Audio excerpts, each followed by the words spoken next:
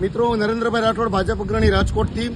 મિત્રો અત્યારે જે રસ્તા ઉપર આપણે ઊભા છીએ તે રસ્તો ઠાકર ચોકથી કણકોટ ગામને જોડતો રસ્તો છે. અહીં બિલ્ડિંગો એટલી બની રહી છે, હોટલો એટલી બની રહી છે અને આ સ્પીડવેલ મેઇન રોડ છે, એટલે કે સ્પીડવેલથી જે કણકોટ જતો રસ્તો જે મેઇન રોડ છે અને આ રસ્તાની હાલત અત્યંત બિસ્માર હાલતમાં હોય અને અવારનવાર મારી તંત્રને રજૂઆત કરવા છતાંય આગલા વર્ષ પણ મેં રજૂઆત કરેલી, અનેકવાર લેખિત અને મૌખિક બંને રજૂઆત કરેલી છતાંય તંત્રએ આમાં ધ્યાન આપેલ નથી. કારણ કે અત્યારે હજારો લોકોની આપ જોઈ શકો છો, હજારો લોકોની આ રસ્તા ઉપર અવર જવર હોવા છતાંય આજે આ રસ્તાનું બિસ્માર હાલતની અંદર રસ્તો પડ્યો હોય અને કોઈ પણનું આ રસ્તા ઉપર ધ્યાન ન હોય.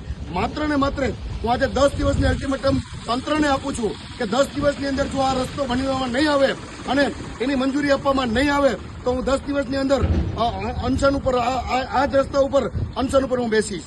આ મારો તમને વાદો છે અને લેખિત અને મૌખિક રજૂઆત બંને હું મહાનગરપાલિકા તંત્રને આપી ચૂક્યો છું અને આજ પણ પાછું આવેદનપત્ર સ્વરૂપે આજે પણ કમિશનર સાહેબને મળી અને આ આવેદન પાઠવવાનો હોય. આપ જોઈ શકો છો આ રસ્તામાં જે લોકો ચાલતા લોકો છે તેની પણ આપણે વાત કરીએ. મિત્રો આજે કેવી મજા આવે છે આ રસ્તા ઉપર ચાલવાની,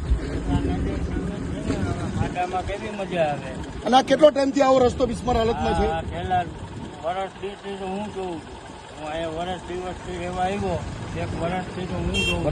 આજે લોકો ત્રાહીમામ છે.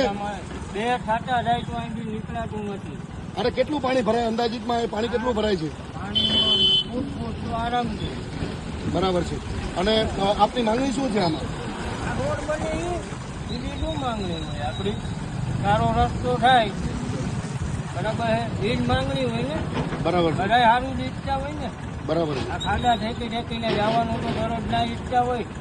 તંત્રને ખરેખર મારી વિનંતી છે કે 10 દિવસની અંદર આનું નિરાકરણ કરવામાં આવે, નહીંતર હું અનશન ઉપવાસ ઉપર બેસી જવાનો છું. નરેન્દ્રભાઈ રાઠોડ, ભાજપ અગ્રણી, રાજકોટ.